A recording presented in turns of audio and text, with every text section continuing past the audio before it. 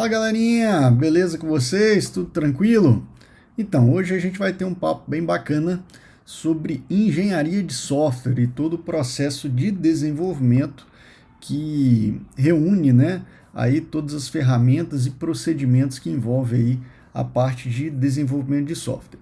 Muita gente acha, quando a gente, né, principalmente estudantes, principalmente quem está começando na área de desenvolvimento de software, acha que é só para você desenvolver o software, é só ter uma, né, conhecer uma linguagem de programação, uma ferramenta e já sair codificando e desenvolvendo. Muita gente, inclusive, faz isso, né? E aí eu vou me lembrar muito bem de um professor meu de faculdade, que eu lembro no primeiro período ele me passou uma informação que foi o seguinte: ó, gente, vocês podem fazer software, né, desde softwares com baixa complexidade, às vezes que vai atender uma demanda extremamente simples, até softwares extremamente profissionais, aonde você, sei lá, aí vou digamos assim, colocar num alto nível, mas você vai desenvolver um software onde vai fazer um controle de um avião, por exemplo, que qualquer errinho lá pode derrubar um avião e matar, né, centenas de pessoas. Enfim, e aí o que acontece? Digamos assim, nesse meio aí de softwares de baixa complexidade até softwares de grande complexidade, existem procedimentos e processos na engenharia de software que devem ser adotados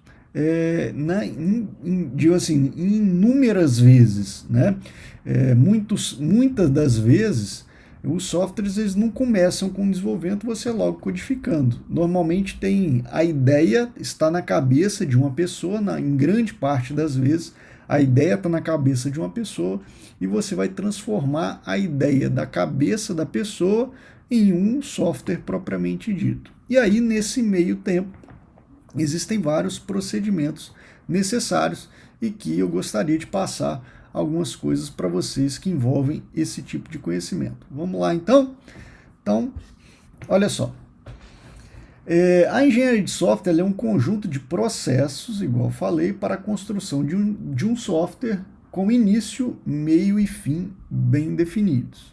A engenharia de software ela é ainda considerada uma fase inicial de conhecimento, né? O desenvolvimento de software ela é uma coisa muito artesanal. É lógico que existem vários esforços, principalmente em grandes empresas, onde tem equipes, né, muito grandes. Existe um grande esforço para que seja possível engenharizar o processo, isto é, definir procedimentos claros e muito bem definidos para que isso aconteça. Inclusive, hoje existem várias certificações de empresas aonde certificam aquelas empresas em procedimentos e processos bem definidos que demandam aí as fases do desenvolvimento de software, tá? Mas não é o caso do nosso papo aqui hoje. Então, a engenharia de software ela digamos assim, considerada em fase inicial, né, se comparada com outras engenharias. Por exemplo, a construção, né, de Machu Picchu, as pirâmides do Egito, os monumentos na Itália, os monumentos na Grécia e, sei lá, os grandes projetos aí, né, de prédios gigantescos que foram feitos aí nos anos de 1900 e pouco, né? Então existem vários projetos muito grandes construídos em outras áreas da engenharia, né? Por exemplo, engenharia civil, outras engenharias, aonde se comparado com a engenharia no desenvolvimento de software, o desenvolvimento de software ele é muito embrionário ainda, muito artesanal, apesar de haver vários esforços, como eu disse, para melhorar esses procedimentos. Depois vou deixar na descrição do vídeo para vocês um videozinho de algumas construções antigas, onde vocês vão ver que foram feitas e era possível, né, fazer vários, né, prédios gigantescos que envolve a parte de engenharia há muito tempo atrás, ok? Muito mais antiga que o desenvolvimento dos softwares, ok? Então, a engenharia de software utiliza modelos para representar o negócio e o software como um todo. Depois a gente vai ver alguns desses modelos. A engenharia de software desenvolve ou projeta um software não o fabrica no sentido clássico. Esse é o motivo, né, pelo qual o nome de desenvolvimento de software e não de fabricação. Ok? Então, por isso, essa nomenclatura. As engenharias usam normalmente modelos. Primeiro se cria um modelo, depois se constrói o produto de acordo com o modelo. Ok? Seguindo, como qualquer produto físico, o software ele tem desgaste com o tempo. Eu canso de ver, às vezes, muitos softwares que começaram a ser desenvolvidos com tecnologias, às vezes, antigas, processos antigos, e até mesmo os procedimentos que envolvem aquele software, né? Os procedimentos finais que envolvem aquele software, eles vão se modificando.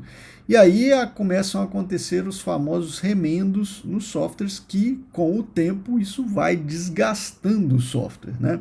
Além de ter também o fato de atualizações dos sistemas operacionais, atualizações tecnológicas que envolvem as linguagens, as ferramentas e os componentes, sejam da própria ferramenta ou linguagem que o software foi desenvolvido, até mesmo a criação de novas ferramentas mais modernas, aonde o software poderia ser desenvolvido numa nova ferramenta, onde ele poderia ter vários outros recursos novos e possibilidades novas.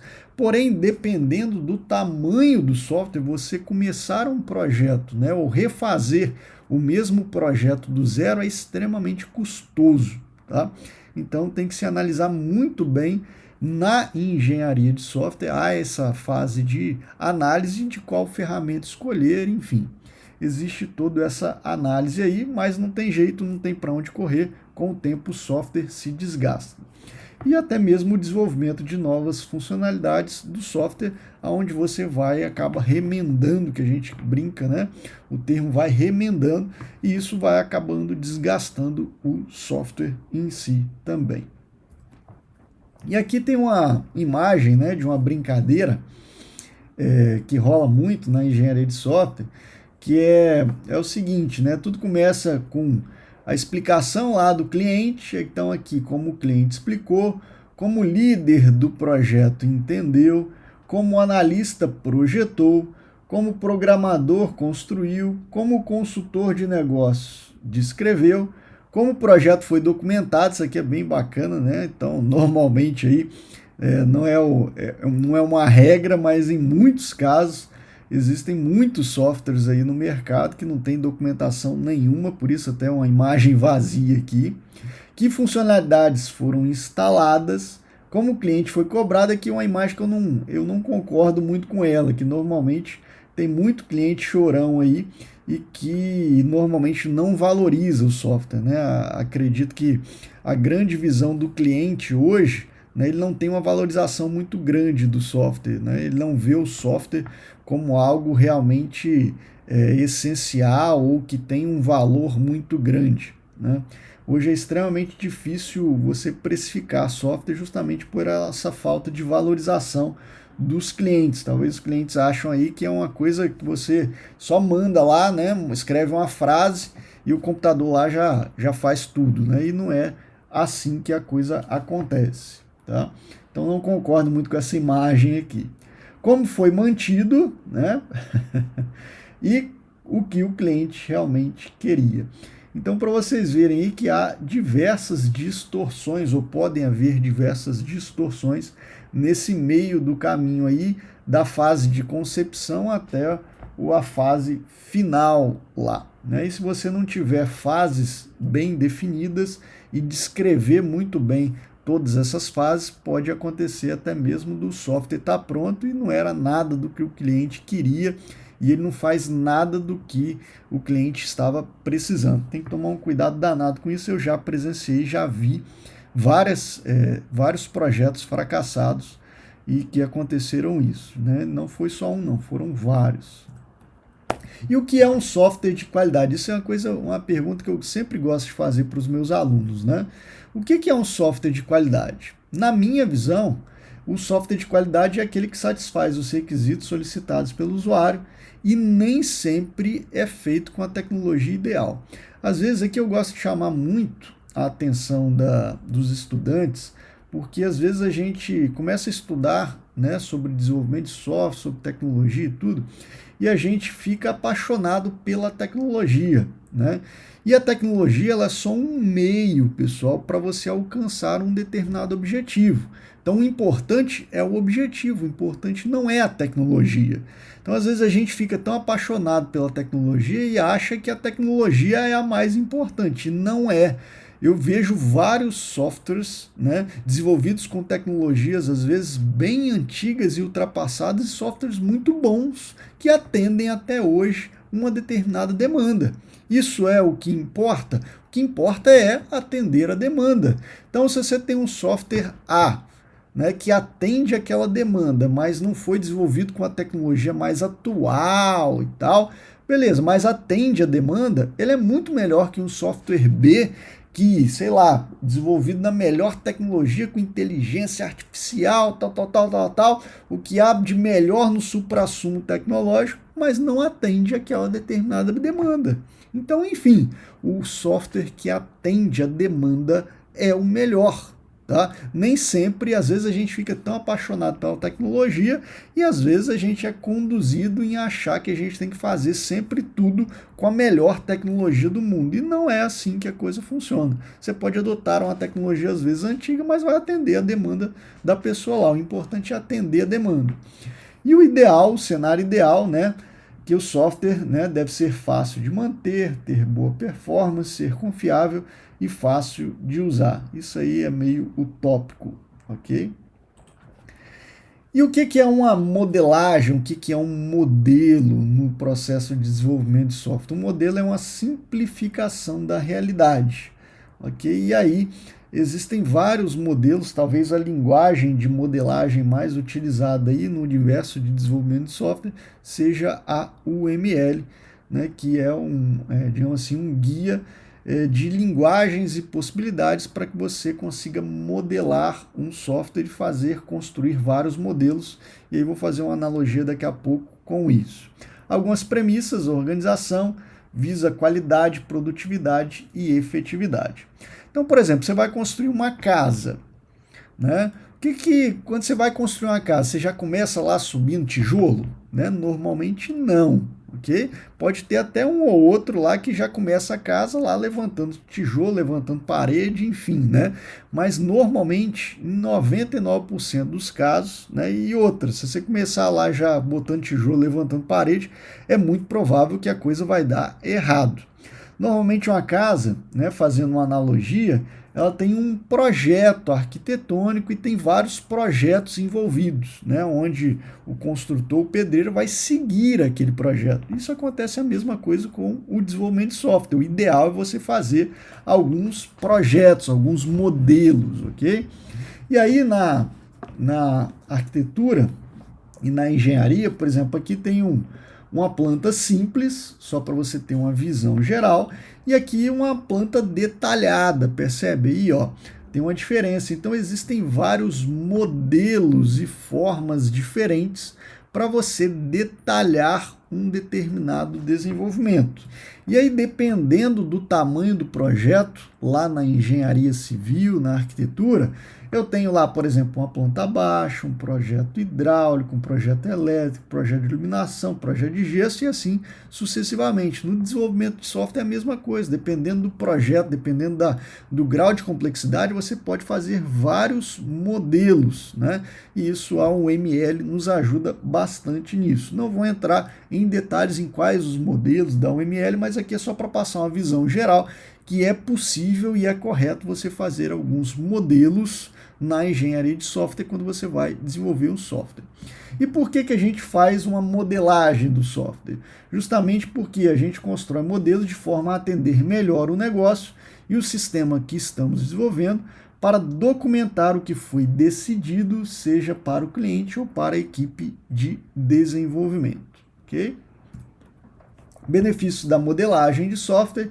Início de todo projeto de software se inicia com uma ideia na mente de alguém, Para construir a realização dessa ideia, a equipe de desenvolvimento cria uma série de modelos conceituais que transformam a ideia em um projeto do modelo, assim como uma casa, né? Eu tenho uma ideia lá de uma casa, mas para isso eu tenho que fazer um projeto, um modelo, ok?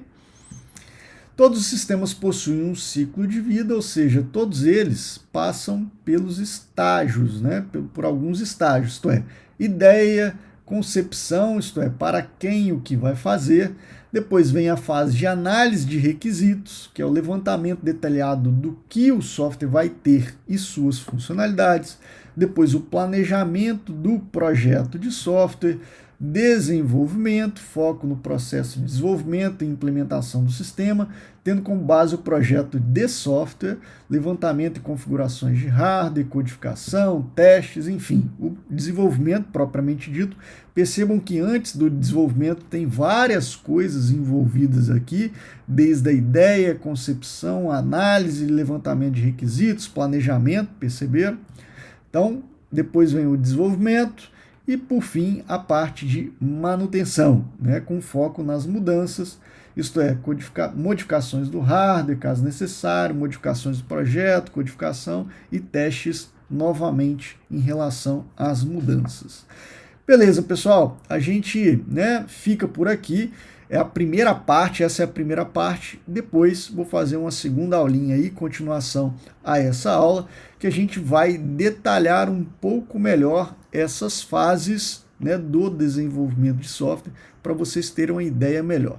Então, esse foi um papo básico, né, breve, para que vocês tenham uma ideia do processo de desenvolvimento de software, que não é só você chegar lá e codificar. Existem várias fases anteriores à codificação e também posteriores. Beleza?